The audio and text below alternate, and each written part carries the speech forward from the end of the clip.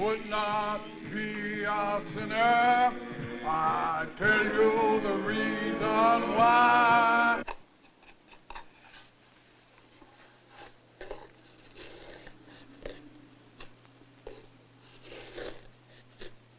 God's gonna trouble the water.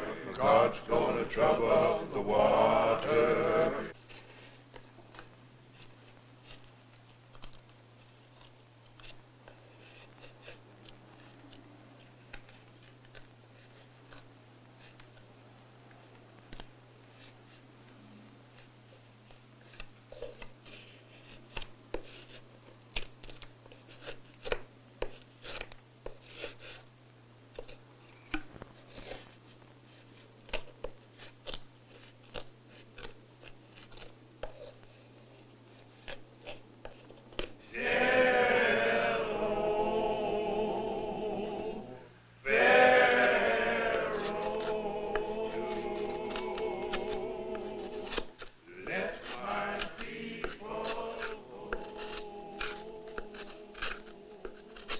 My father, he was a slave, born in a slave day. He was sold and he was taken away from his mother when he was 4 years old. After he grew up, he wouldn't stand for no whooping. So the owner said, we must get rid of this nigger because he ruined all the rest of them. Put him up on the auction block, and the highest bidder would get them. 2 men would take this can from the kitchen out to where the slave was and pour it in a trough. They ate with their hands like this. And when someone would get unruly, they'd tie him between 2 stakes so he couldn't fight back. And they'd whoop him till they got satisfied. Picking cotton. Cotton would grow tall as a man. It almost looked like a snowbank. They'd stay there till the sun go down, then they all go to the log cabin. And up above the log cabin is the house where the old master lived. After the emancipation, they had heard that Uncle Sam was going to give the slaves a mule and $50 and 40 acres of land. Some of the slave owners offered to keep their slaves and take care of them. He asked them to stay on with him, and he'd give them a home and take care of them as long as he lived. But he said he just didn't feel like he was free unless he'd leave. He's young, just traveling around like a young man will. I was born March 5th, 1892. On Lee Prather's farm in a log cabin.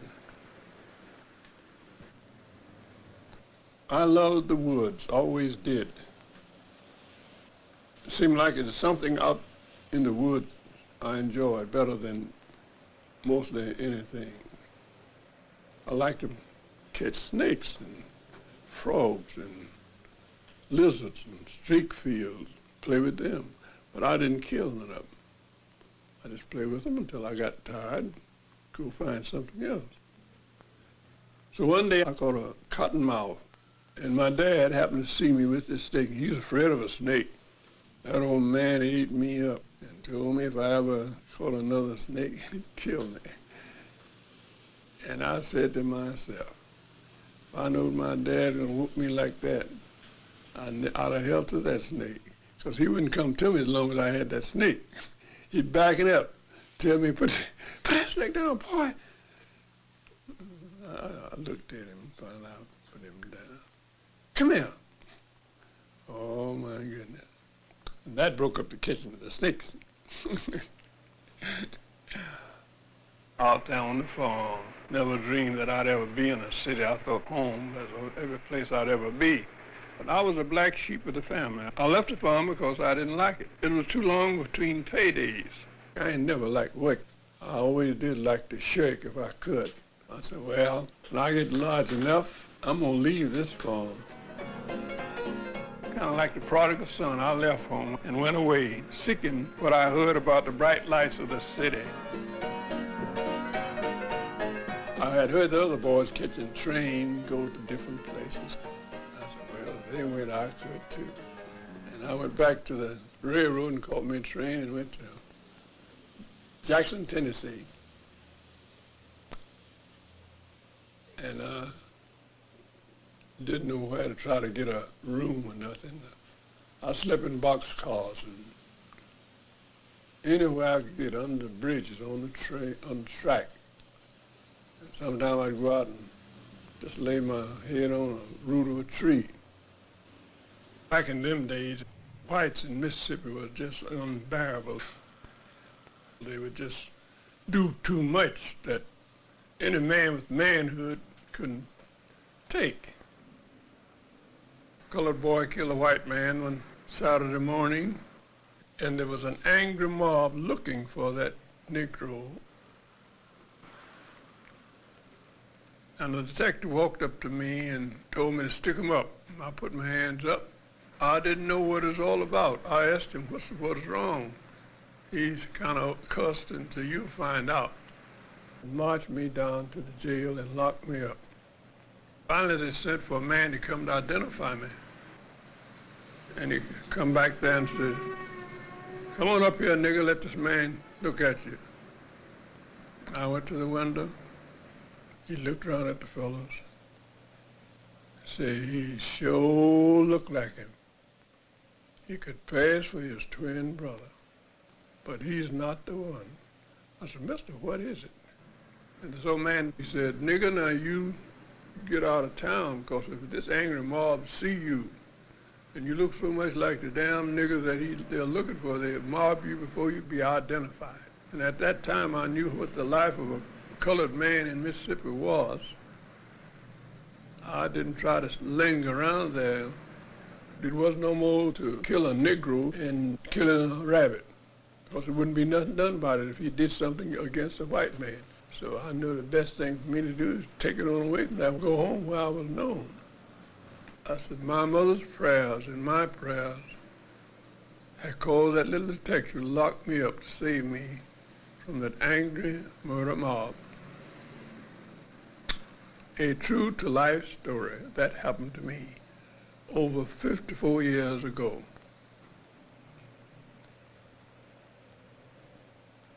This is seasoned poplar.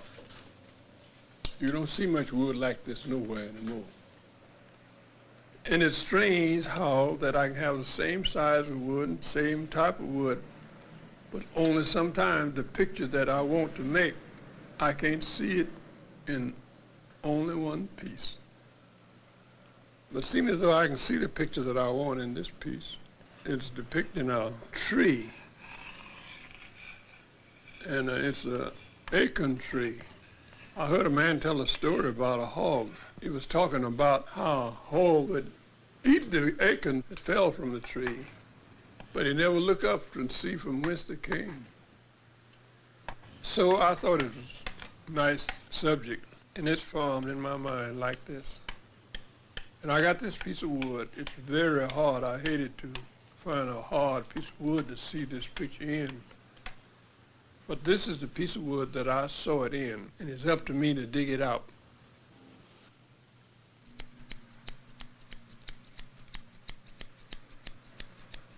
I just like barbering. I was hanging around the barber shop, and one barber said, what are you trying to do, steal a trade? I laughed. I said, yeah, I like it. I hadn't learned to barber. Only cut my brother's hair and father and some of the little boys around there. I'd whack it off. It looked like half sheared a sheep or something or other. Sometimes the head looked like rolls around a mountain. But they liked it. I just kept on cutting until I got where I thought I could do a pretty decent job. Some of them fellas come in there, they look so inhuman. I said, I know I got to make this man look better than he did. I made an independent living out of it. I always had some money in my pocket. When I left home, if I didn't get a job one place, I could get one another because I was a good barber. And that is better than being on the farm. When I got tired of fishing, I'd go out there and take my knife and carve a picture on one of those trees, 8 or 9 years old. And I praise a knife. It was the best present anybody could give me. And after I stayed in the barber business for a while, I got to carving again. Every chance I got when I wasn't cutting hair, I'd cut on some wood. I was working on this stick 6 years or more. And you'll find little of everything on it to look at it close.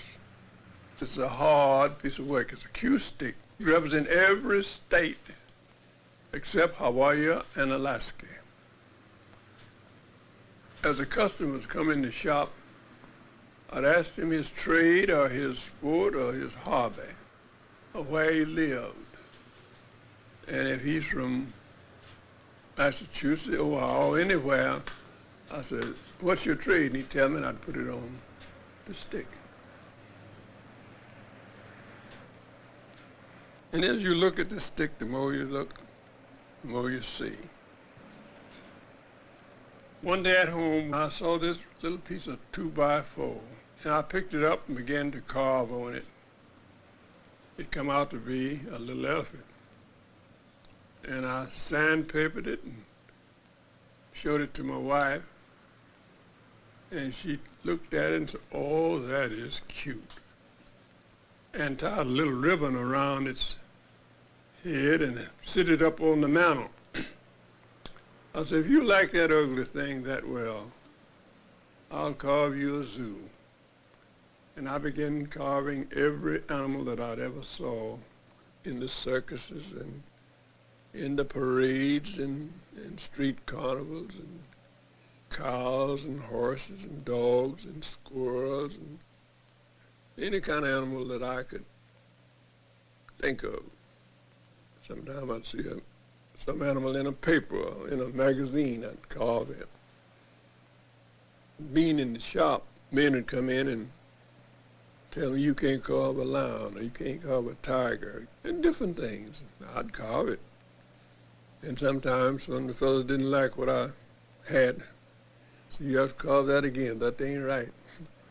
Sometimes I'll carve something just to pass time or satisfy my mind, the animals and other things, but it's a story. That's a turtle or that's a lion.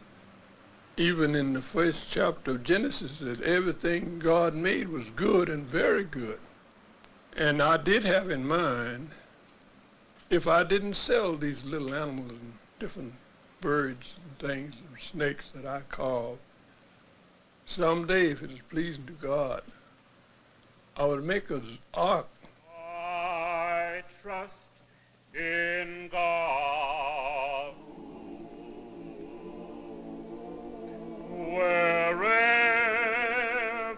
I may be, upon the land or on the rolling sea, or come what may, from day to day,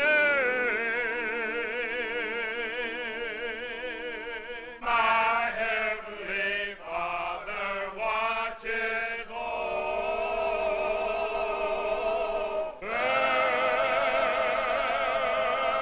The first religious picture I carved was the Angel of Vengeance. From then on, anything I could picture in my mind, or a story somebody would tell, I'd hear a preacher preach a sermon, and if I could picture that sermon in my mind, I'd carve it.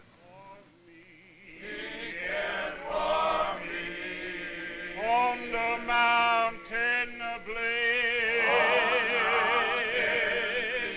or on the rolling sea,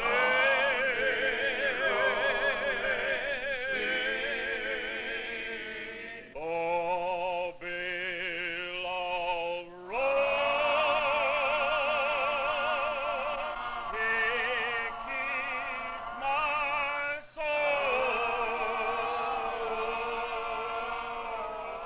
Old Jonah, he was a disobedient type of a fellow.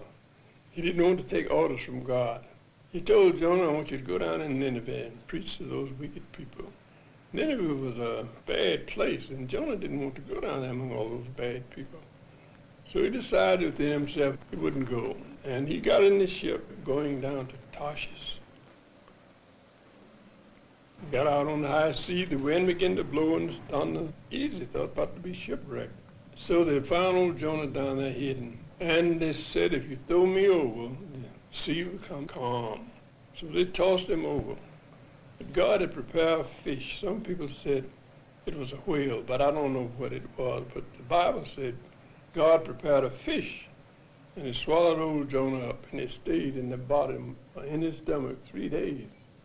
And when he got out of that fish's mouth on dry land again, it was 3 days' journey to go down to Nineveh. But old Jonah made it in one. He makes the rose the object of his care. He guides thee go through the pathless air, and through the gloom he leads me home. My heavenly Father watches over me.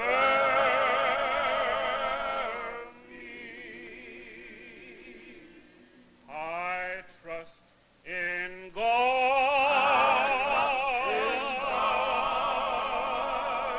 I know He cares for me.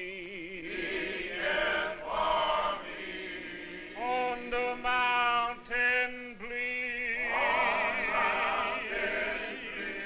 or on the rolling sea.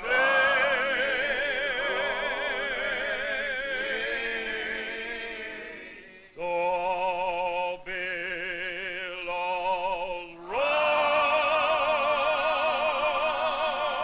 He keeps my soul.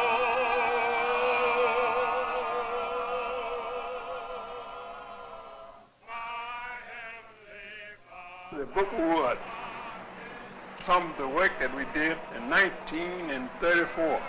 The life of Jesus Christ while he was here on earth, 33 years, 33 pictures. I wanted to make the Lord's Supper.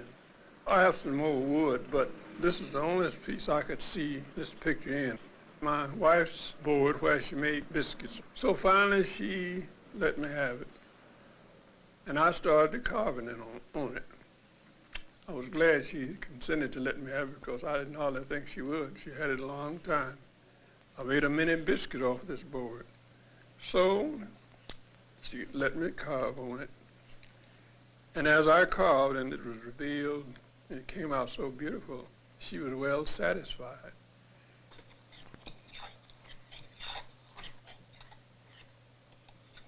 My father, he said, you can't do good farming with dull tools. In fact, you can't do nothing much with dull tools. To give a man a nice, decent, smooth shave without burning his face and making it turn red, I learned to sharpen my razors as sharp as they could be. In all of my years of doing barber business, I met one man that I couldn't shave. His beard was as stiff as on a mule's tail. The razor would cut the hair. Click! You could hear him just cutting it. I told the man I can't shave him. He said, go ahead, you're doing fine. He said, every time I shave, I bleed like a hog. It's one of them silent razors, honey. It was like some of these old barbers that don't know how to sharpen the razor. You hear it clean out in the street. Scritch, scritch, scritch. When this hair see this razor coming, it just vanishes.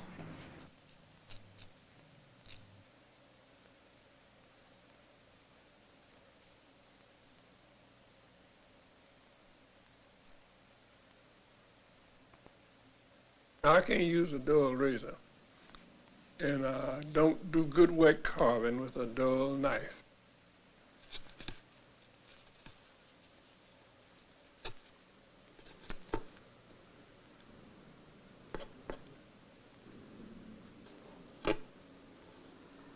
I think that if a picture don't tell a story, it just don't seem much to me. Of course, I like to look at beautiful pictures, but if it don't tell something, a lot of little children can look at some of my work and see what it's trying to tell. They see it and they know it's telling a story. And it's like the one over there where it says you can lead a horse to the water, but you can't make him drink. It tells a story.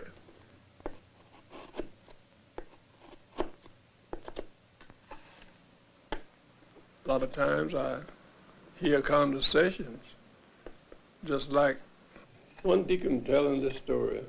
So the devil decided to go fishing one day, and to catch good fish you'll have to have good bait. So he decided, said, I don't want to go fishing unless I can catch something, and he hardly ever do. If he go out to catch something, he usually catches what he go for. So he baited his hook with money, cards and dice, wine, drinks, and a woman. And he knowed he'd catch somebody. He'd catch some of all of us. You heard people say, I don't do this, I don't do that, in the daytime. But let the sun go down and get behind closed doors, and they'll do mostly anything. It's all in the camel at night, straight out of net in the daytime. 3 ways to get a message: telephone, telegram, and the third, the best, is to tell a woman. He buried the hatchet, but he left the handle sticking up. So in case you cross me again, I'm going to grab that hatchet and do away with you. We used to read the Bible after I did my evening chores. And one evening, I reached over my Bible to thumb through the Sears Roebuck catalog. And the Lord laid his hand on my head. And I fell out of the chair on the floor. And I just went on the way like the sun going behind a cloud.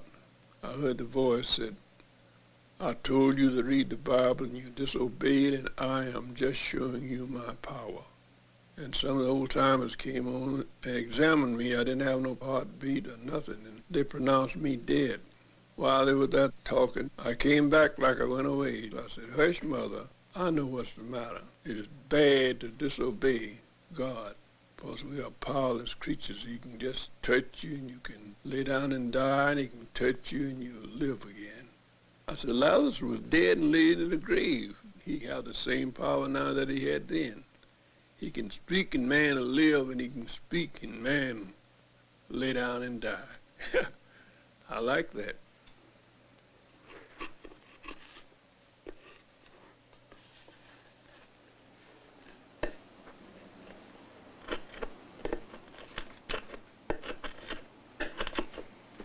God talks with me in a natural voice, the way I can hear it and understand it. And he know my name. He called me by my name, Elijah. He said, Elijah, your life is a book, and every day is a page. He said, you write a page in life's book every day, and said someday that book will be open and read before your eyes, and you can't deny it because you wrote it yourself. Now this is spoken to me, just like you and I are talking. I laid there and listened attentively. He said, every deed, good or bad, there's a recording angel in heaven, writes it down on the book of life. And he said, when you go up before the bar of God, that book will be open and read before your own eyes, and you can't deny it because you wrote it yourself.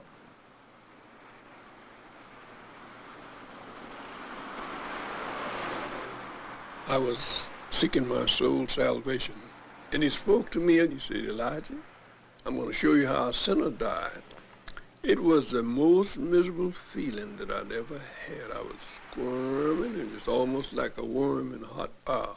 And then he said, I'm going to show you now how a Christian died.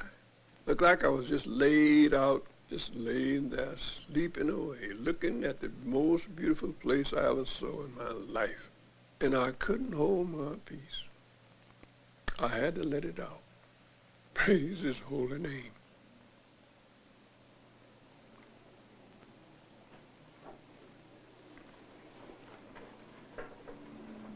After running from the ministry for 20 years, every sermon I refused to preach, he made me carve it.